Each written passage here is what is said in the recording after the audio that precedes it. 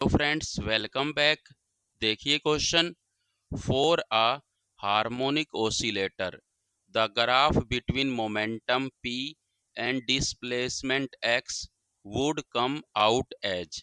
Means कह रहा है सिंपल हार्मोनिक ऑसिलेटर के केस में ये बताइए मोमेंटम और डिस्प्लेसमेंट के बीच में कैसा ग्राफ होगा। मीन्स मोमेंटम p और डिस्प्लेसमेंट x इन दोनों के बीच में कैसा ग्राफ होगा। हमें पता है मोमेंटम मास इनटू वेलोसिटी के इक्वल होता है, तो हम ये भी कह सकते हैं वेलोसिटी और डिस्प्लेसमेंट के बीच में जो ग्राफ होगा वही ग्राफ मोमेंटम और डिस्प्लेसमेंट के बीच में भी होगा, क्योंकि मास m क्या होता है, कांस्टेंट होता है। सो हम कह सकते हैं कि जो ग्राफ वेलोसिटी और डिस्प्लेसमेंट के बीच में होगा सेम ग्राफ मोमेंटम और डिस्प्लेसमेंट के बीच में भी होगा। और हमें पता है सिंपल हार्मोनिक मोशन या सिंपल हार्मोनिक ऑसिलेटर के लिए displacement x equal to a sine omega t के इक्वल लिखते हैं।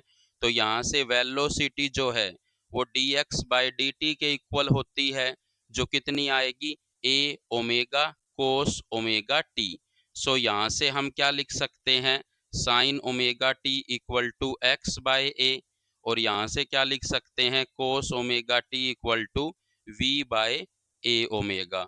अगर हम यहाँ से sine square omega T plus cos square omega T निकालते हैं तो कितना आएगा, X square by A square plus we square by A square omega square, और sine square omega T plus cos square omega T 1 हो जाएगा।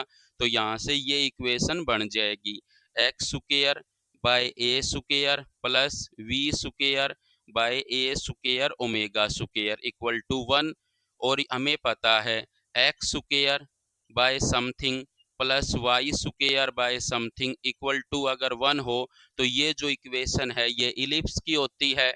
Same ऐसा ही यहीं पर है, एक्स स्क्वायर बाय ये क्या है एक कांस्टेंट है प्लस वी स्क्वायर बाय ये क्या है कांस्टेंट है इक्वल टू 1 है। तो x और v में जो ग्राफ होगा वो एक इलिप्स होगा।